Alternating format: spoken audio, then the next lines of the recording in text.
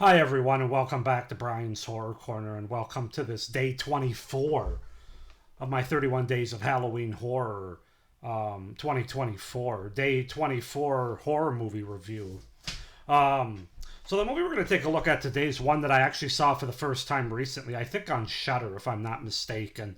Probably about 4 or 5 months ago. I can't exactly remember, but it is kind of a Halloween themed horror movie without having a lot of Halloween atmosphere, but it definitely fits this time of the month.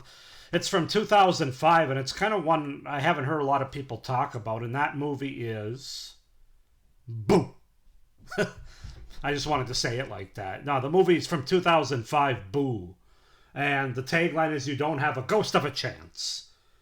From the producers of Dog Soldiers. Enough scares for 3 movies. You'll be jumping out of your seat, according to Stuart Gordon, director of Reanimators. So, yeah, let's just go ahead and talk about Boo from 2005 here.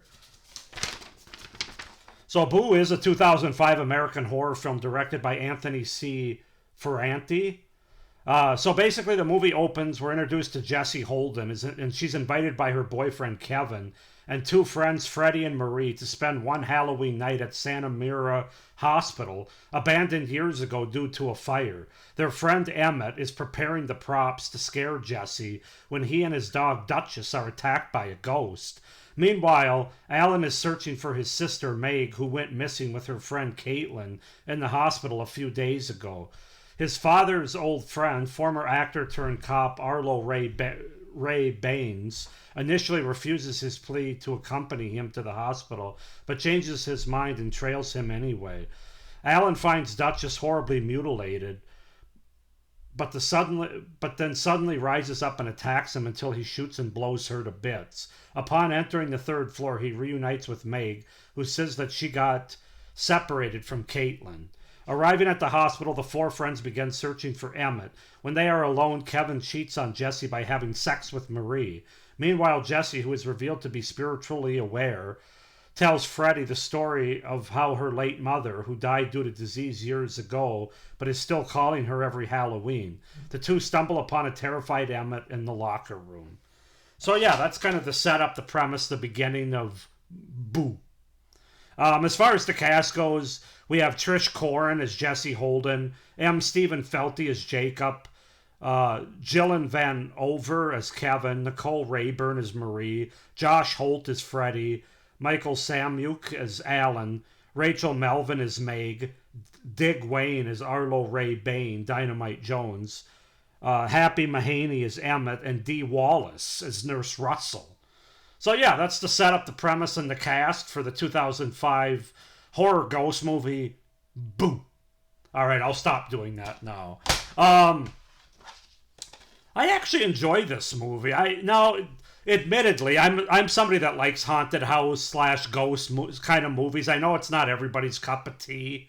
That's not to say that I like every single one that exists. There's plenty that I don't like because they're not done well. Obviously, I think The Changeling is probably the best one. And there's other ones too. But I actually enjoyed this, especially for mid-2000s, which I have my issues with horror movies from this time. But this one actually worked for me more than it did. Not to say that it's a perfect movie. I got my problems with it. But a lot of the reviews that I watched, a lot of people don't seem to like this movie. They kind of dismiss it. So yeah, let's just get into my review of it, starting with the things that I liked about Boo. I love the setting. I love this abandoned haunted hospital setting that the majority of the movie takes place in. I think it looks very creepy, effective, realistic in terms of setting the stage for this kind of ghost story. I think it's just a really good setting with a good production value. So that's the first thing that I really like about Boo. Okay, sorry, I know I promised I wouldn't do that, but we're going to have a little fun tonight. What the hell? But yeah, I'm a big setting guy when it comes to horror movies, especially ghost movies. So that really worked for me. Movie has some really good practical effects as well that are used. Like there's a dog carcass at one point that a character stumbles upon. There's some gore shown, like dripping off of people, and the makeup effects of the ghosts and the people that are killed or whatever or reanimated are quite effective as well. I felt like, especially for a mid 2000s horror movie like this. So I thought the effects were quite impressive in this movie, and visually as well. I thought the movie looked pretty good.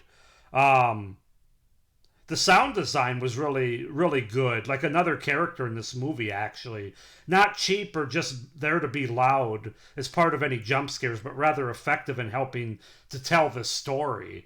Yeah, that really stood out to me. The sound design, the sound effects, really good. Some of the kills I think are really quite effective and gory. um, Not to say that it's an overly gory movie, because it isn't, but there is a good amount of blood and gore in the movie. I would say some of it is practical, looks good. Some of it is CGI, which we'll get to.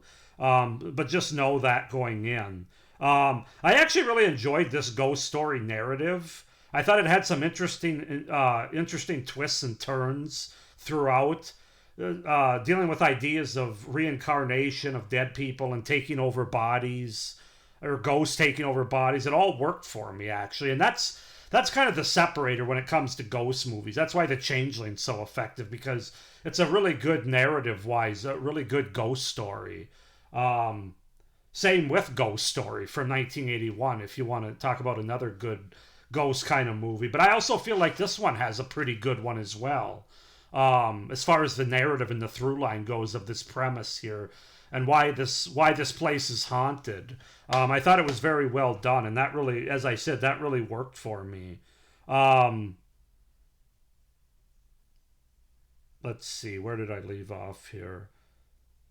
I really enjoyed the cameo, or the appearance we get by horror icon actress Dee Wallace, um, as Nurse Russell. And her character actually has a pretty important part in this movie, even though she's really not in the movie, but for more than 10 minutes maybe of total screen time.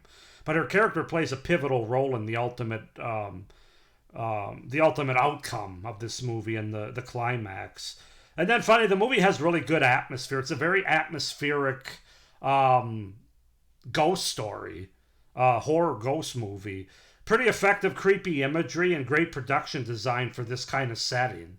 So yeah, I think this is a very atmospheric kind of movie, and that's with the setting, it's with the sound design, it's with that story narrative that I was talking about, the ghost story itself, and some of the ideas they explore. It's not your traditional, well, it kind of is your traditional ghost story, but they touch on some interesting premises like possession and combining other ideas like possession and reincarnation and things like that, and what happens to those that are reincarnated, where you can kind of um, they kind of rub goo off. That's kind of how you know that they're dead and reincarnated. So all that stuff was very interesting to me, and like I said, it worked for me anyway. As far as cons go, a lot of it has to do with the characters. A lot of the characters are pretty stereotypical, especially the group of the four young people that we're introduced to here. You have the kind of douchey, selfish guy that folds like a cheap suit at the first sign of serious trouble for him. You have the kind of easy, trampy girl. You have the more quiet, walk all over me guys, so that I'm liked. And you have the strong main final girl who's faced with past trauma and is needing to overcome through emotional strength, basically. How many times have we seen that? Just very cliche, stereotypical characters. There is some bad CGI that's used within the head explosions and some of the kills, as well as the look of the ghosts. Although I didn't think the ghosts looked too bad, even though they were kind of CGI. But some of the other stuff that kind of does date this movie a little bit doesn't necessarily hold up as well. The acting isn't overly the best, particularly by some of the younger performers in this, the young group characters, I'll call them. I thought the main girl was okay. Jessie, played by Trish Corin, but the other three, not so much. And yeah, the acting's pretty uneven at best here. Um, the characters, of course, make the typical bad decisions that put them in harm's way in order to move the plot forward and to move things forward. So that's here. The main character having visions and flashbacks, sort of a supernatural ability. Meh. How often has that been done before? Just kind of convenient for the plot. Not great. I would have liked a little bit more originality there, less of that kind of exposition, as it were, because basically it gives us exposition of flashbacks as to what happens in the second and especially the third acts of this movie and why the place is haunted. Overall, I wouldn't say these characters are the worst that I've seen in a horror movie. They're kind of middle of the road at best, but they also they don't have that much to connect to them. In terms of us liking them or caring about what happens to them. Like, for example, there's this guy played by Dig Wayne, Arlo Ray Bain, Dynamite Jones, and apparently he was an actor turned cop, but we don't really know that much about him otherwise. Same with Meg, played by Rachel Melvin, who I thought actually was one of the better actors in this movie. But yeah, the characters, as is the case in a lot of horror movies, where they're just not really given much to connect with as an audience member here. So, yeah, I don't know. A lot of the character stuff is where the cons are there, and of course the CGI from the mid 2000s, which you're assuredly going to get in a horror movie. But overall, guys, as I said, I enjoyed this movie. I don't know. I could see this being if not in every October watch, certainly in every other October watch, and of course. I could see watching it other time of the year too, but it does have a little bit of Halloween atmosphere at the beginning as they kind of rip off the beginning of Scream, which really doesn't have much to do with the rest of the movie, but it kind of introduces us to our characters. It's just kind of a fun little 5-minute intro there, but that's where you get your Halloween atmosphere where one of the characters are carving a pumpkin, there's trick-or-treaters outside, things of that nature. So it is definitely a movie to watch in Halloween or in October, but not an overly atmospheric Halloween horror movie. But it does have a lot of atmosphere as far as the ghost movie goes, and is what that and the narrative are what sell me on it. So I'm going to give this movie a 7.5 out of 10. I enjoyed it, and I think it's I don't know if I'd say it's underrated. It's just a movie that you should check out if you haven't, and that movie's Boo from 2005. So go ahead and comment down below if you've seen Boo, if I'm being too nice to it. If you're like a lot of people and don't like it, I'd be curious to hear why not. Please like this video, hit the little notification bell, and subscribe to my channel so you don't miss any of my upcoming reviews for this 31 Days of Halloween Horror 2024 here, or any of my other great horror content throughout the rest of the year. So, with that being said, I hope everybody's having a good spooktacular. Only 1 week to go, hard to believe, before the big day, Halloween. So, with that being said, though, as always, stay scared. Bye.